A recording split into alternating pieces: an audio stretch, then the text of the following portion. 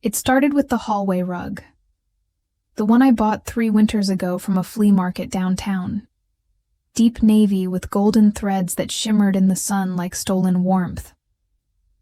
I remember hauling it up the stairs alone, arms aching, breath visible, in the cold. No one helped. No one even noticed. But there it was, last week, rolled up and dumped beside the trash bin outside, soaking in the rain. That should have been my first sign. But I think the real shift happened over breakfast. Last Thursday, I had made eggs, toast, and that cinnamon coffee I only ever brewed on days I needed grounding. My brother walked in, Tyler, still half asleep in the hoodie I bought him last Christmas, muttered a morning, and then casually said, "Oh, by the way, Mom's cousin and her daughter are visiting for a few weeks. You'll need to move your stuff out of the guest room." The guest room. The one I'd been living in for nearly 6 years. The one I painted by hand. The one I paid to furnish when Mom said they couldn't afford a proper bed frame. "Where am I supposed to sleep?" I asked, my voice quieter than I meant. He looked up from his phone, blank. "I don't know. Your room downstairs?" The basement, cold cement, water heater humming in the corner. A couch, not a bed, no windows, no insulation. "I don't live in the basement," I said, firmer. Now he blinked. "Well, it's not like it's your house." That part I remember word for word. It's not like it's your house. I didn't answer. I couldn't. I just nodded and cleared my plate in silence. The cinnamon coffee suddenly tasted burnt. That night, I pulled out the mortgage records, every payment stub, every email transfer, every time they couldn't cover it this month, and I picked up the slack, quietly, like it was my duty. $700 here, $200 there. I covered the down payment, paid the property taxes for 2 years. Mom called it temporary, said once she got back on her feet she'd take it over. She never did. And I never asked again. I even paid to redo the roof last summer. Tyler posted about it on Facebook like he did it himself. "Finally adulting," he'd written. I clicked like. I remember that. They never said thank you. They never said it was mine. But they sure liked that I was reliable, that I worked from home so I could watch the house during the day, that I didn't need much space, so they could store boxes in my closet, that I was good with money, so I could prepay the electricity bill if things got tight. And I did all of it. Quietly. Willingly. For years. Until I heard myself being called a guest. It was Saturday when they moved my things. I hadn't agreed. I hadn't even been home. But I walked into the house and found my books in laundry baskets, my duvet folded awkwardly on the couch downstairs. Someone had opened my journal, pages crumpled like it had been stepped on. No note. No explanation. Just an offhand comment from my mother later. "You'll have more privacy down there anyway." I smiled. I nodded. And that night, I opened my laptop. I logged into the property tax portal. And I removed my autopay. I stopped saying good morning after that. It wasn't out of anger. It was out of noticing how silence stretched longer than my words ever did. Noticing how no one looked me in the eye anymore when I came upstairs. Noticing how I had become convenient, like a dishwasher or a washing machine. Silent, humming, useful. Not a daughter, not a sister, not someone whose presence shaped the house. Just a fixture. Downstairs, the couch had a curve in the middle where the springs gave out. I lay there at night and stared at the exposed pipes, counting the drips from the old faucet in the laundry sink. It always leaked. I used to offer to fix it, but I stopped trying when no one cared if it worked. Tyler and Mom's cousin's daughter laughed loud at night. High-pitched giggles and clinking glasses floated down from the kitchen vents. I once heard her ask if anyone actually lived in the basement, and someone laughed in response. I couldn't tell who. No one said my name anymore, not even in mockery. I started keeping my socks on inside, even to bed. The concrete floor soaked up cold like a sponge. I learned the rhythm of the upstairs footfalls, Mom's slow shuffle to the bathroom, Tyler's heavy heel drops when he came back from the gym. I even recognized which cupboard they opened based on the creak. I knew everything about them. They knew nothing about me. On Monday, I unplugged the router for 20 minutes. Before work, I waited. No one noticed. On Tuesday, I removed my old blender from the kitchen, the one they use daily to make smoothies. I placed it in the trunk of my car and left it there. No one asked. On Wednesday, I took down the string lights I had put up in the back patio. They had always said they loved the cozy feel, but never once replaced the bulbs. I unscrewed each one carefully, wrapped them in paper towels, and packed them in a shoebox. I labeled the box mine. By Thursday, the cousin and her daughter had taken over the living room. My plants were moved. My books were boxed again. A framed photo of Tyler and the cousin's daughter now sat where my scented candles used to be. I watched them from the staircase, half out of sight. They were playing a board game I used to love. My chair was gone. That night, I stayed at a 24-hour diner until 1 a.m. with my laptop and a black coffee. I didn't want to go home. Not even to the basement. I messaged my landlord friend, Joel. Still renting that studio downtown? He responded within 10 minutes. It's yours if you want it. No rush, just say the word. I didn't say yes. I didn't say no.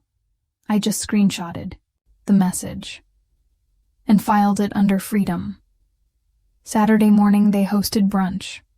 I wasn't invited, not formally. But I heard the plans through the vents, same way I hear everything now. The clinking of cutlery, the shuffle of chairs dragged across the floor, the way Mom's voice brightened an octave when she greeted people who hadn't set foot in the house in years. It was a soft exclusion. No shouting, no cruelty, just absence. There was always enough food for everyone, except me. I watched from the basement steps. Not quite hidden, not quite seen. A half-visible silhouette behind the railing. Cousins I hadn't spoken to in months hugged each other like we were all still 12 and sleeping on air mattresses during New Year's. There was laughter and mimosas and my own glassware clinking at the table upstairs. Noticed my picture on the table, the one with blue glass peonies I bought from a vintage store on my birthday. They'd filled it with orange juice. No one asked. Around noon, Mom came down with a plastic bag of linens in her hand. "Oh," she said, surprised to find me halfway down the staircase. "You all right?" she asked, but not really waiting for an answer. "Yeah," I said. "Just needed some air." She smiled, like you do at a mailman. "Could you run these to the wash?" "Later, we're short on napkins." She didn't wait for my response. She just left the bag on the third step and returned upstairs. I did what she asked. I washed the napkins. Then I folded them tighter than she ever would, stacked them by color, separated the frayed ones I knew she'd ignore. Then I placed them back in the plastic bag and threw the bag into the trunk of my car. Sunday came with silence. No one mentioned me. No one asked how I'd spent the weekend. The guest room upstairs still echoed with laughter, but not mine. The bathroom trash was full of someone else's tissues. My shampoo had been moved to the corner of the tub, half diluted. My name had disappeared from the Wi-Fi network. I checked the router settings. They had reset the name and password. Tyler must have done it. I texted him. Hey, did the Wi-Fi info change? He left me on read. That night, I stood in the upstairs hallway, unnoticed, while the others laughed in the living room. I stared at the photo wall. Dozens of smiling faces, family trips, Christmas cards, school awards. Not one photo of me in the last 4 years. I reached for the frame from the beach trip, the one where I drove us the entire way, paid for gas, and wasn't in a single photo. Took it down quietly, slid the photo out, and left the frame empty on the nail. On Monday, they celebrated something. I think it was Tyler's promotion, or maybe the cousin's birthday. Hard to tell, really. Laughter echoed up the walls like light bouncing off glass, refracted but never warm. Someone brought in balloons. There was a cake from that overpriced bakery downtown, the kind I used to buy on everyone's birthdays, because no one else ever remembered. No one offered me a slice. I found out through Instagram. Tyler had posted a picture of the cake. Grateful. For the people who always believed in me. I was tagged in nothing. Mentioned in nothing. Just cropped out. Literally. In the mirror behind him, my elbow was visible, just the edge. Holding the tray I had brought from the kitchen when I came up for water. I stared at the image for a long time. Then I blocked him. I went back down to the basement and lay on the couch. It had started to smell like mildew. I could feel it creeping in, wet in the corners, soft on the soles of my socks. I opened the window a crack, but it didn't help. The air never moved. It just settled. Like me. I pulled the fleece blanket over my shoulders and stared at the wall. That wall used to be my whiteboard, back when I believed I was building something here. A future. A family. A space where love returned itself quietly. Now it just held dust and echoes. That evening I unplugged the downstairs mini fridge I had bought years ago. Emptied it of the almond milk no one else drank. Took my tea collection, box by box, and stacked them in a crate beside my shoes. I carried the crate out to my car in the dark. No one saw me. No one asked where I was going. By Wednesday, I had begun. The full migration, my files, backed up, my winter coat, dry cleaned and zipped in plastic, my extra keys, removed from the kitchen drawer. I even took my spare charger. The one Tyler always borrowed but never returned. It wasn't rage. It wasn't even sadness. It was collection. A gentle sweeping up of the pieces of me that they left lying around like borrowed things. That night, Mom stood in the kitchen when I came upstairs to grab my last tote bag. "You've been quiet lately," she said, like it was a curiosity. "I've just been busy," I replied. "With what?" I paused. "Packing." She blinked, confused. "Going somewhere?" I smiled. "Eventually." She looked at me like I was speaking another language, because I was. The language of boundaries. The morning I took down the curtains, no one noticed. They had been mine, ivory, linen, light-catching, soft to the touch. I'd hung them up the first spring we moved in, when Mom still called me her rock, and Tyler still said thank you. Back when I thought acts of service were the same as love. I stood on the step stool, folding them carefully. Dust floated in the sunlight like ash. The room looked bare without them, exposed. It wasn't beautiful anymore. It just looked rented. Like me. I began a list in my phone. What's mine? Coffee table, scratched walnut veneer. Sofa throw pillows, 3, navy. Black bookshelf from college, kitchen knives set, gifted to me. Router, modem, Wi-Fi account, still in my name. Water heater repair. Bill, $684, never paid back. Light bulbs, bought in bulk, replaced by me. Dining chairs. They thought they came with the table. They didn't. I scrolled through the list at night in the basement, as the heating rattled through the vents I paid to have cleaned. My thumb hovered over each bullet like a wound I had finally named. This was how I began reclaiming myself, one unthanked purchase at a time. On Thursday, I stopped taking the trash out. It was small, but noticeable. The bin overflowed. I watched Tyler curse under his breath when he had to do it himself. I didn't say anything. I just washed my own mug and left the kitchen in silence. That same day, Joel texted again. Studio's still open. Want to come look? I stared at the screen. In the dim basement glow, my fingers hovered. I didn't type, yes, not yet, but I did click the calendar and blocked off the weekend. Friday afternoon, I stood in the hallway upstairs and stared at the front door. The mail slot groaned.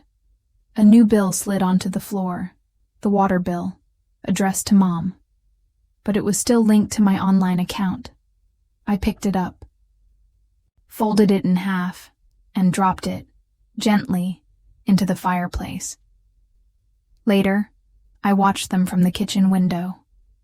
Mom, Tyler, the cousin's daughter. They were setting up the patio lights for some late spring thing. Fairy lights strung up like they always admired but never touched. I used to replace them every fall, buy new clips when the wind tore them down.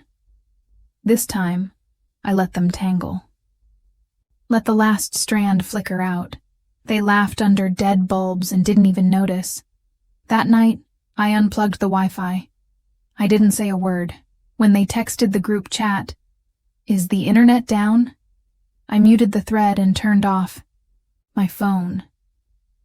Then I curled into the corner of the basement and opened a sketch pad I hadn't touched in years and started drawing a new room.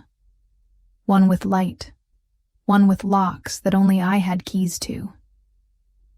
The house grew quieter, but not in the way you'd think. The kind of quiet that came wasn't peaceful. It was filled with avoidance, forks scraping plates, chairs sliding back in place, drawers closed harder than necessary. Conversations were shorter. They passed by me like I was translucent, like they'd forgotten what my voice even sounded. Like, they didn't ask why the lights flickered in the hallway now. They didn't ask why the bathroom lock stopped working. They just carried on. Louder, distracted, dismissive, and I let them. Joel messaged again. Studio's still here. 2 people asked, but I held it. I stared at the screen a long time. I thought about the first time I came back to this house after college. How I told myself it would only be for a year. Help Mom get back on her feet. Help Tyler finish school.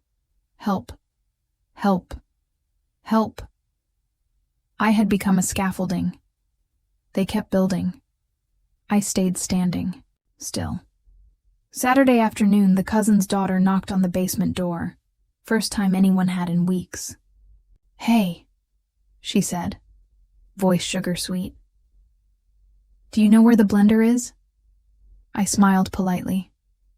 "I took it with me." "Oh, okay. We just Didn't know where it went. She waited, as if I might offer it back. I didn't. I needed it, I said. She left a moment later, and I heard her say upstairs, "She's being weird lately," Tyler replied. "She's just moody. Don't worry about it." That night, I opened the drawer where I used to keep shared items, tape, batteries, a screwdriver, empty. I took the screwdriver from my car and slowly began unscrewing the small hooks I'd installed in the hallway. They used to hold keys, umbrellas, grocery bags. I placed the hooks into a zip bag, labeled it, "Hooks from my hands." On Sunday, Mom knocked on my door. She didn't wait for an answer, just opened it and stepped in. "Your brother's thinking of proposing to Katie," she said. "We might host the engagement party here. We'll need the basement clear by then. Maybe just for a few weeks." My jaw didn't clench. My heart didn't even race. I just stared at her. "I don't think that'll be necessary," I said softly. She tilted her head. "Why not?" I stood up and gently closed my laptop. The sketch of my new studio apartment glowed on the screen behind me. "Because I won't be here." She laughed, small and uncertain. "Where will you be?" I smiled for real this time. Quiet, firm. "Somewhere with sunlight." I signed the lease on a Wednesday. No fanfare, no grand reveal. Just a quiet tap of my finger and a sigh that tasted like closure. Joel sent over the keys the next morning. "Left them at the cafe you love." His message read, "With your favorite, biscotti." I picked them up after work. The barista didn't ask questions, just smiled, slid the envelope across the counter. I tucked it into my coat and walked 2 blocks under soft rain, barely feeling the chill. The keys jangled lightly with every step, like they knew they were mine. That night, I started packing. Not just clothes, not just essentials, but memories. My sketchbooks, my saved letters, the mug I bought on a rainy vacation alone because no one else wanted to come, the wind chime I never hung, waiting for a window of my own. I packed them all with care, labeled each box in lowercase. Quiet things, books that saved me the life they didn't notice. Tyler barely looked up when I walked past him with the first 2 boxes. He was on the phone, laughing. I caught pieces of his conversation. "Yeah, it's not official yet, but she'll probably say yes. I mean, she lives here now, so..." Then a laugh, as if that house had always been his to promise. I walked past him again with my plants in my arms. He never asked where I was going. I left the basement for the last time on a Sunday. Before I did, I looked around the concrete box one final time. I wasn't sad. I wasn't even angry. It had taught me how little space I was allowed, and how much I was capable of living without. I folded the fleece blanket and placed it on the couch, not as a kindness, just as punctuation. Then I walked upstairs, past the living room, past the family photos, past the pile of shoes that were never mine. No one looked up. I didn't leave a note, just a copy of the final utility bill, unpaid. Tucked under a coaster I bought. It read, "Auto pay canceled, balance due." Beneath it, I slid in a photo of me from 5 years ago. Smiling, young, hopeful. The caption on the back, "You called me a guest. I finally believed you." The first morning in the studio, I woke before the sun. No footsteps above me. No clatter of cabinets. No one else's toothpaste in my sink. Just the slow stretch of light across the white walls, and the hum of a kettle I finally bought for myself.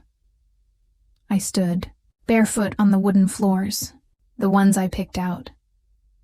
Every creak belonged to me now.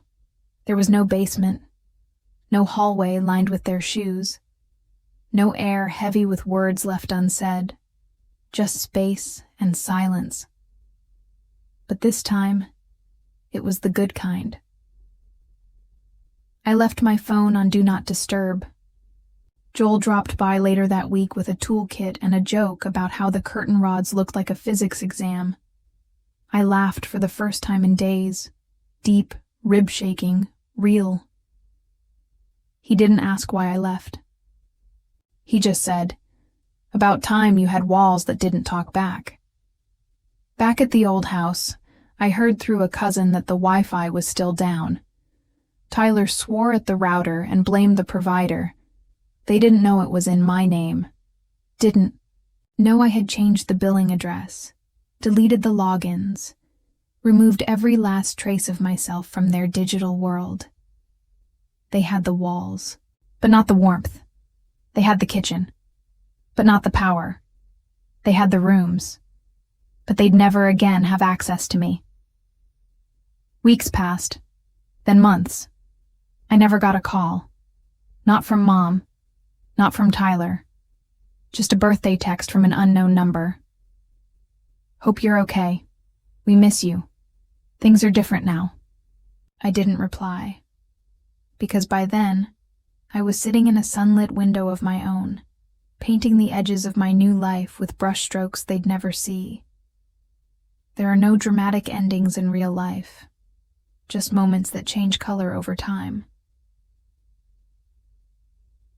The house I paid for still stands, but it's no longer a part of my map, and I am no longer the scaffolding for other people's comfort. I am the frame. And for the first time in years, I take up space. Fully. Quietly. Completely.